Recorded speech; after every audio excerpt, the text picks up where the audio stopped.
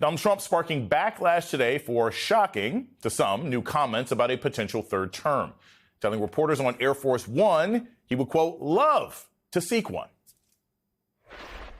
I would love to do it.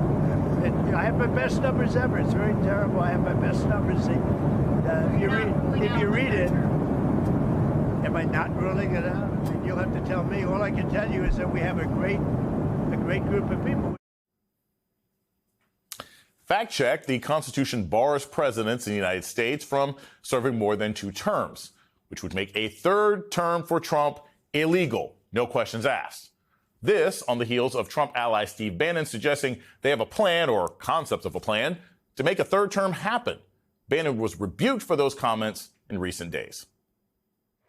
It's not going to happen. It isn't something to be taken seriously. Damn if he isn't a dictator. There's certain people in Trump's orbit who, when they tell you what they're going to do, I really listen, and I would put Steve Bannon at the top of this list. He's trolling his opponents. I'm long on the record of opposing violating the 22nd Amendment to the Constitution. That is not going to happen. Our job right now is to make the point to bring in the people so they vote like they've never voted before. Meanwhile, Trump is still griping about the last election he lost over the weekend, prompting his Justice Department to investigate the fair 2020 election with, quote, gusto, calling for an end to mail-in and early voting. This as the DOJ has announced they are planning to send election monitors to polling sites in Democratic states during Election Day voting next week, following requests from Republican lawmakers, a move that Democratic lawmakers were concerned about as the Trump administration has been infiltrating cities. Federal troops patrolling streets, sparking concerns of executive overreach. States are now fighting back in court. These are authoritarian tactics meant to intimidate. Political reporting in this year's rule of law ranking from the World Justice Project, the United States has fallen due to a, quote, weakening of checks and balances on the executive branch and a lack of protection for fundamental rights. Joining me now to discuss is Maya Wiley, former Southern District of New York civil prosecutor and president and CEO for the Leadership Conference on Civil and Human Rights, and Dr. Christina Greer, associate professor of political science at Fordham University. Dr. Greer, I will start with you.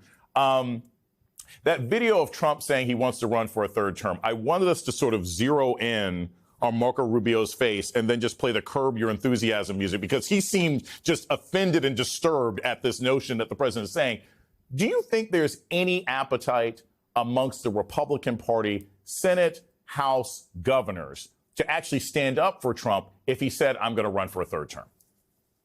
Well, Jason, I wish we could say that Republicans would ever stand up to Trump, but what we've seen time and time again, whether it's January 6th, whether it's a government shutdown, whether it's erratic behavior, whether it's lies about, other countries or tariff policies that are hurting their own constituencies, they say, well, I think that's an overreach, and then immediately will backtrack. So Republicans know good and well that the 22nd Amendment stands, and this president cannot, should not, and shan't run for a third term. They say it now, he's blustering, he might be trolling his opponents. There's no way the president's thinking of it. And if by some chance the president decides that he's going to run for a third term, I think we'll see Republicans refuse to stand up to him.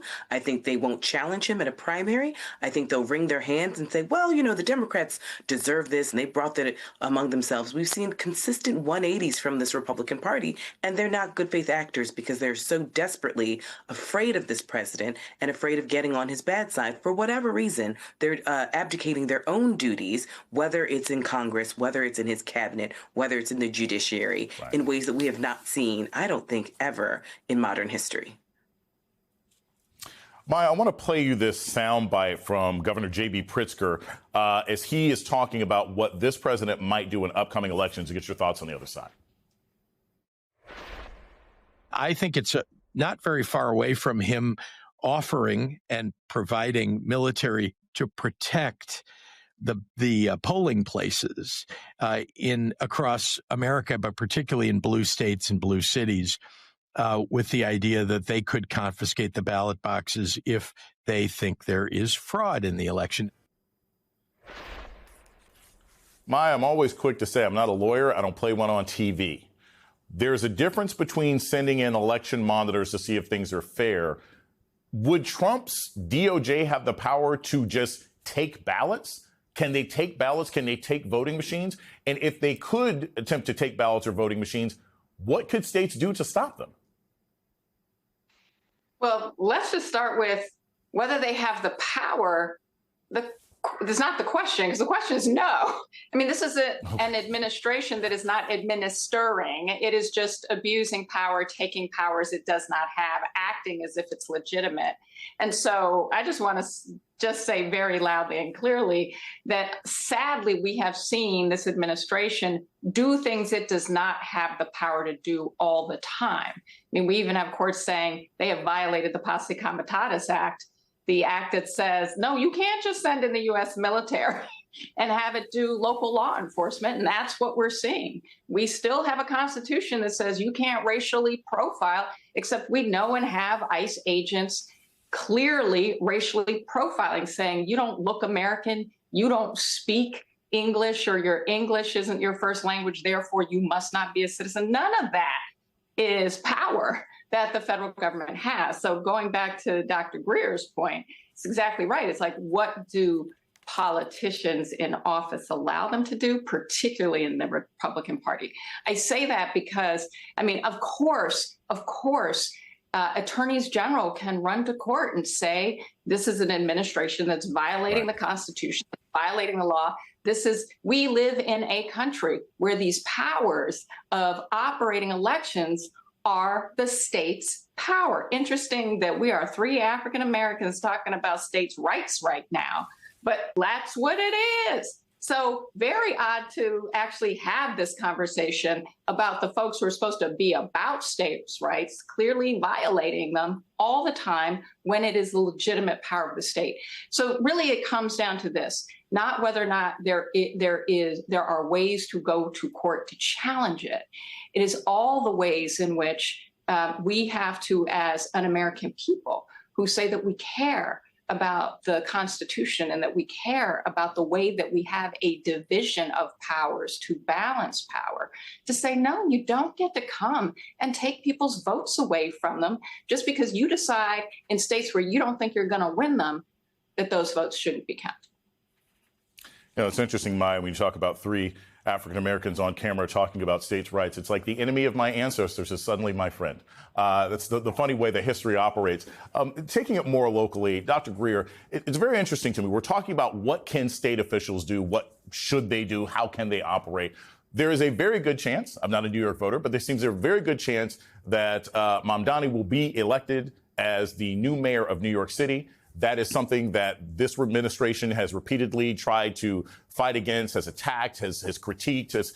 What are the kinds of things that you think members of Congress and elected officials in the state of New York or the city of New York should do to, say, protect that city?